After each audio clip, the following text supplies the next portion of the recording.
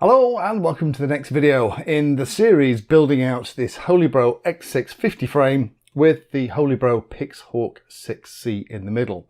Now, if you've been watching along so far, you'd have watched me flash and set up the Pixhawk 6C, do things like express LRS, connect the GPS and compass, calibrate everything, set up the radio.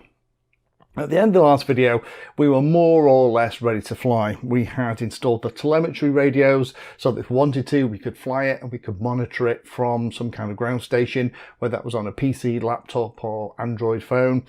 And we also tested things and set up like the LEDs at the end of the arms. So we're now ready for the maiden flight, and that's exactly what I'm going to show you how to do in the video. The maiden flight is exactly that. Big tip here is don't try too much in your maiden flight. It is literally a shakedown to make sure that everything that you've set up is actually working perfectly. The accelerometers and gyros inside the flight controller are working okay and calibrated successfully. Things like your GPS and compass are working perfectly. You have your arms plugged into the right places, which hopefully you should do if you've been following along. Also, the motors are on the right props. There's a number of things that before you take it to the field, I would do on the bench. So here are my top tips before you even start charging a battery and take it out to the field. First one is make sure that you can arm the model on the bench. If you're going to have it powered from a battery, take off your props, because when you arm the model, it is going to give you a warning tone. There's a second or two delay just to let you disarm it if you didn't mean to do that, and then it will start spinning the props. These are big props. This is a big model. You can get into trouble in a big way. So if you're playing with this stuff indoors, whenever you attach the battery, safety tip, take the props off. You'll thank me later. But make sure you can arm it inside, that it gets a GPS lock, that when you arm it, after a couple of seconds, you get the motors spinning up and they're all turning. Next thing then is go over all of the bolts and screws, make sure that everything is nipped up nice and tight. Also, these little kind of collets here that are designed to make the arms foldable, when you get to the field, a big problem that HolyBro sees a lot with this is that these aren't done up tight. Make sure these are nipped up nice and firm. If these arms are wobbling, it's going to fly absolutely terribly. But you also need to make sure that everything else is nice and secure as well, because you don't want any vibration or anything falling off it when you fly it for the first time. Go into Mission Planner and set up 3 flight modes for the initial flight. I would set up Stabilize as the first one. Stabilize is a very simple mode that is just using the accelerometer and gyros on the flight controller. You're responsible for keeping it in position, and also the throttle will directly affect the amount of thrust and affect the height that it's hovering at. Stabilize is the most basic of modes, and if everything works in Stabilize, when you go to use more sophisticated modes, you know that you can always flick back into Stabilize and kind of rescue and bring the model back to yourself. Once Stabilize is okay, I then typically go into the middle position, which is normally something called position hold. That then, in addition to using the accelerometer gyro, is on the flight controller. It's also going to use the GPS and compass out here on the stalk. That is going to then just position it in 3D space. It's going to manage its own height. You should, if everything works okay, be able to take your fingers off the sticks and it'll just sit there. It's quite spooky watching it do it. If that works okay, and be ready if it doesn't work okay and it shoots off in direction or starts spinning around or flying in a circle, put it back into Stabilize, land it and check everything.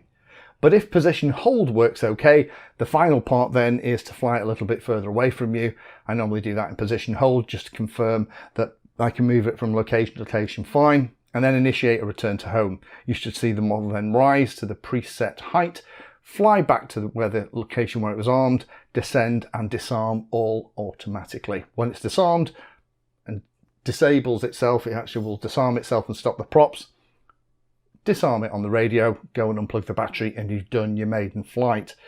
So let me go to the field and actually show you exactly what I've done. I've gone through that exact process with this and whether or not it worked. So here we are at the field, ready to take off in Stabilize mode. Going to arm it first of all. It has a 3D lock. We can see from Yahoo that it's happy. So I'm first of all just going to arm it, and we're going to hover it. Once it's hovering, we're just going to make sure all the controls work as expected. Once it does, it's a little bit windier than I would like today for a maiden flight, but we'll work with it. What I'll do is I will put it into something called loiter hold or position hold. That's then going to park it in 3D space. That's going to confirm that all the sensors are working.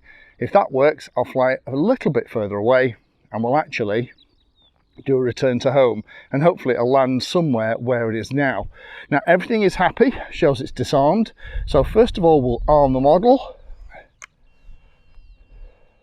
Motors armed. That's better. We're going to increase the throttle. Let's step back a little bit.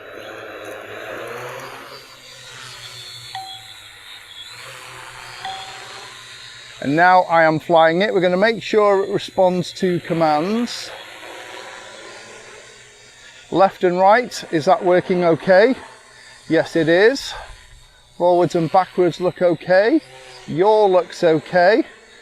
This looks pretty good to me. So I'll just hover it for another minute, bring it a little bit closer in. This looks great, very, very stable. What we're going to do is, now we're happy that it's hovering great, I'm going to put it into position hold, and again be ready at a moment's notice to put it back into stabilize. So there's position hold. Position hold flight mode. So now I am not touching the sticks at all. This is completely managing its own position. If I can move it back towards us a little bit, it should maintain its own height, and it should, there we go, that looks great.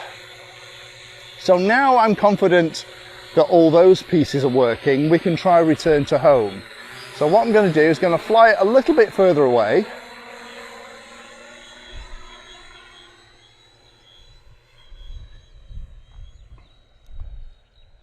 And then, so I can still see it easily, I'm going to try a return to home.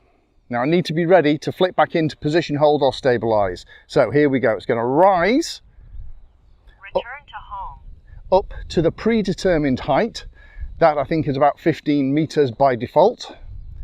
It's going to then gently make its way back to the home location. This is all autonomous. It's going to hover over the home location, and then it's going to gently descend.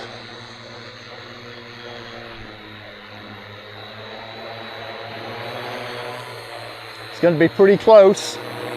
Again, I'm not touching anything here. It's very gentle. It's a little bit close to the longer grass, but we'll let it do it. When it hits the ground, it should disarm. Motors disarmed. And that is the maiden flight done. At this point, I would take the win, disarm the model, and unplug it, and you've just done your maiden flight. So there we have it. That is the maiden process. Now you know that all of the setup that you did was okay. The motors and arms are on the right place. The props are on the right way round. You know, take note of which ones have the dots on mine. Then you could potentially get more sophisticated and to do things like fly autonomously and fly autonomous missions.